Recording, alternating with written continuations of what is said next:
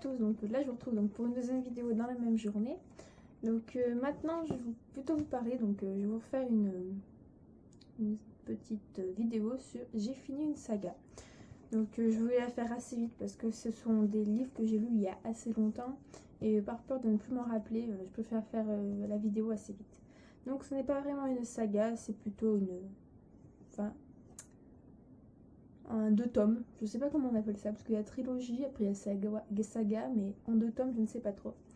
Donc il y a une duologie, j'en sais rien, de livres. Donc ce sont les livres, donc Message, de Marc Quentin. Donc le tome 1, Message, je suis dans le secret, et le tome 2, Message, tu es ma vengeance, donc de Marc Quentin, aux éditions Rajo, ou Rago, je ne sais pas. Donc déjà voilà, la couverture elle est assez jolie avec les petites écritures que vous pouvez voir ici là, où c'est vraiment écrit des choses. Ici là, la petite fille, là, le message, mon message est écrit en relief, la fille en ombre est aussi en relief. Et pareil pour ce tome-ci, qui est donc là un garçon. Donc Message, je suis ton secret, c'est l'histoire d'une jeune fille, Mana, qui reçoit des messages sur son agenda, des messages plutôt secrets, je ne sais pas comment. Elle ne sait pas comment ils atterrissent ici. Au départ, elle pense à une blague d'un copain, enfin d'une copine qui lui fait ça au collège, et elle pense que c'est des copains des copines qui lui piquent son agenda et qui lui écrivent ces messages-là. Avec son copain Lilian, elle va essayer donc de savoir pourquoi ces messages apparaissent. Mais alors le plus inquiétant, c'est que ces messages prédisent l'avenir.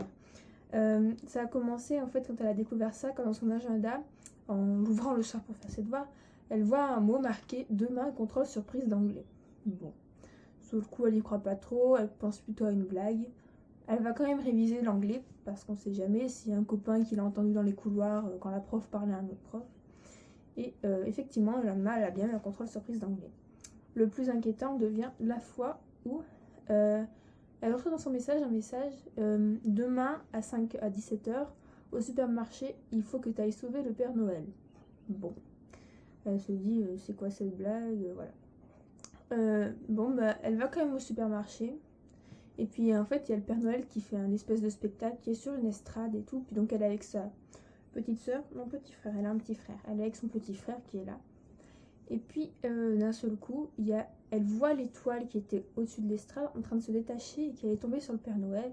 Donc elle a eu le temps de courir, de pousser le Père Noël et l'étoile est tombée à côté du... Enfin du coup elle est tombée là où le Père Noël aurait dû se trouver. Donc là elle commence à paraître ça de plus en plus étrange. Et au final elle va découvrir que ces messages, c'est étrange, je vais pas vous spoiler.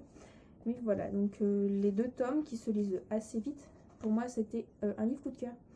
Donc c'était une duologie, coup de cœur. 2 tomes qui se lisent très vite, c'est écrit gros, voilà. C'est des livres pour les... C'est marqué je crois à partir de 12 ans. Oui, c'est des livres que j'ai eu à peu près à cette époque-là.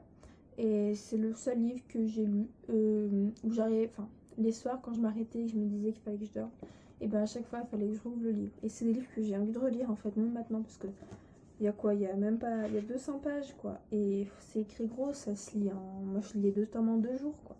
Bon là c'est plus les vacances scolaires, mais en vacances scolaires en 2 jours ils sont lus quoi.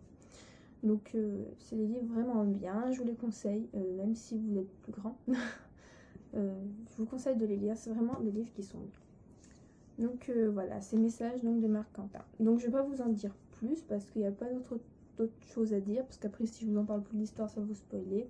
Moi à part j'ai bien aimé, on s'attache assez vite aux personnages, on vit bien les aventures que Mana vit.